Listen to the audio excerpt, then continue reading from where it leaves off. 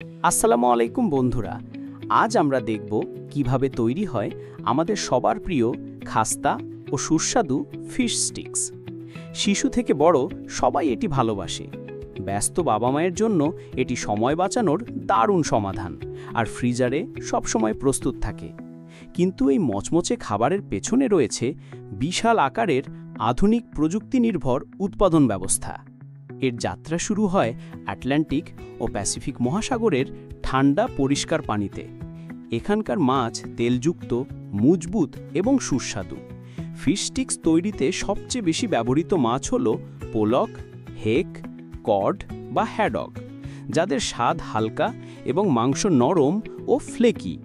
মাছ ধরার নৌকা সমুদ্র থেকে মাছ তুলে আনার কয়েক ঘন্টার মধ্যেই সেগুলো জাহাজেই হিমায়িত করে ফেলে, যাতে সতেজতা বজায় থাকে। হিমায়িত মাছ বড় ব্লকের আকারে কারখানায় পৌঁছায়। প্রতিটি ব্লক ভালোভাবে পরীক্ষা করা হয়, চেহারা, গন্ধ, রং ও তাপমাত্রা সব কিছু যাচাই করা হয়। মানসম্মত ব্লকগুলোই প্রক্রিয়াকরণের লাইনে যায়। প্রথম ধাপ হল ডিফ্রস্ট ও ধোয়া। সঠিক তাপমাত্রায় গলানো মাছ ঠান্ডা পানিতে ধুয়ে বরফ, আঁশ ও ময়লা দূর করা হয়। এরপর আসে ফিলেটিং।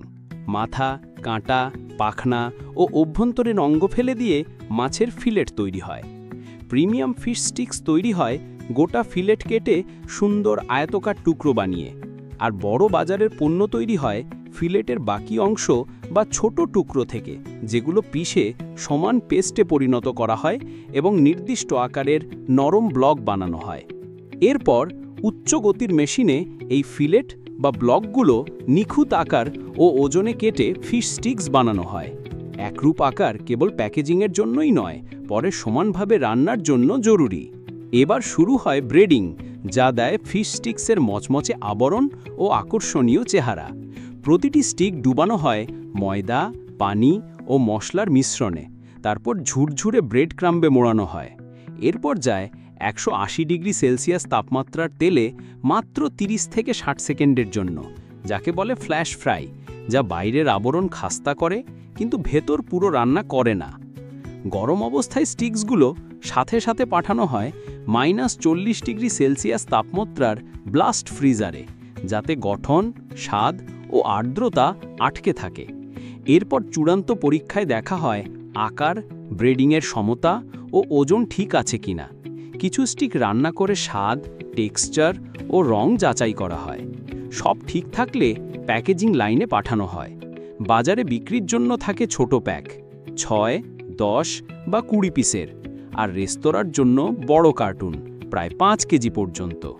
প্রতিটি প্যাকেটে তারিখ, ব্যাচ নম্বর, দেশ ও বারকোড যুক্ত করা হয়।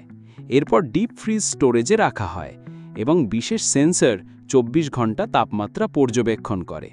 প্রতিদিন টন টন ফিশ স্টিক্স ঠান্ডা ট্রাকে করে সারা দেশে পাঠানো হয় সুপারমার্কেট, রেস্তোরাঁ ও ডিস্ট্রিবিউশন সেন্টারে। যাতায়াতকালেও তাপমাত্রা নিয়ন্ত্রণে রাখা হয় এবং গুণগত মান পরীক্ষা অব্যাহত থাকে।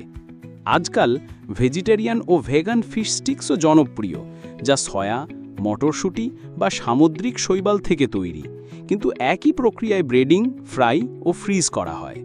আধুনিক কারখানাগুলো পরিবেশ বান্ধব উদ্যোগ নিচ্ছে।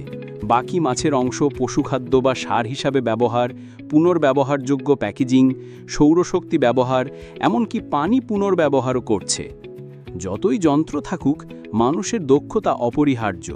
খাদ্য প্রযুক্তিবিদ, মেশিন অপারেটর, লজিস্টিক বিশেষজ্ঞ, ইঞ্জিনিয়ার ও ল্যাব টেকনিশিয়ান সবাই মিলে এই যাত্রাকে সফল করে তুলছেন। শেষমেশ 5 থেকে 7 মিনিটে ওভেন বা প্যানে গরম করলেই তৈরি খাস্তা, নরম ও সুস্বাদু খাবার, যা শিশুদের পছন্দের তালিকায় প্রথমে, আর ব্যস্ত সন্ধ্যার জন্য দারুণ সমাধান। তাহলে বন্ধুরা, এই ছিল এক সাধারণ ফিশ স্টিকের অসাধারণ যাত্রা, ঠান্ডা সমুদ্র থেকে আমাদের খাবারের টেবিল পর্যন্ত। ভিডিওটি কেমন লাগলো কমেন্ট করে জানাও। আর হ্যাঁ, যন্ত্রকথাকে লাইক, শেয়ার ও সাবস্ক্রাইব করতে ভুলো না কিন্তু, এমন আরও চমৎকার ভিডিও পেতে। আল্লাহ হাফেজ।